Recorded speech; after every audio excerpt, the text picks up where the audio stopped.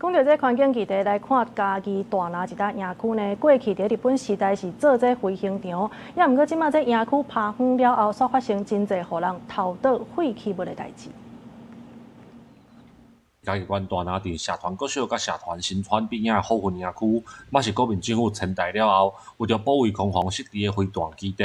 佇1970年代因為飛彈退役了後，這個營區就坑咧遠到大。甚至閣捌互人來弄開營區的大門，為內底偷倒糞掃。啊，人營區門本底有關咧無？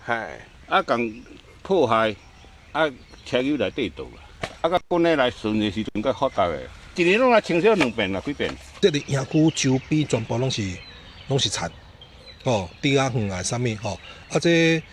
灌溉過去，要為營區流出去，我嘛驚講吼，這垃圾水會去影響到這個咱地方吼，咱這遮好的這個農作物。立法院外交甲國防委員會的立委陳冠廷甲王安祥接到地方的定情了後，透過這個營區部隊整潔甲訓練的視察，專工來到後園營區了解狀況，嘛希望軍方甲地方鎮公所會當好好啊溝通，做伙思考營區的管理甲要安怎運用。咱即馬台灣的局勢來講的話，伊感覺講吼，咱這個營區的位置嘛是最重要的，哦，所以講吼安尼好，因就甲規劃講吼，這就是做一個訓練中心，吼啊，我感覺不管吼到底要是要甲活化好。哦，還是部隊要入來用，攏無重要，上重要是先清氣。大林鎮公所表示，配合外交甲國防委員的考察，軍方已經有將糞掃全部來清理，希望軍方未來會當落實管理，嘛會當互地方了解線路的規劃，毋然活化這個營區，嘛互大林地方會當配合做整體的發展計劃。記者林慧婷，嘉義報道。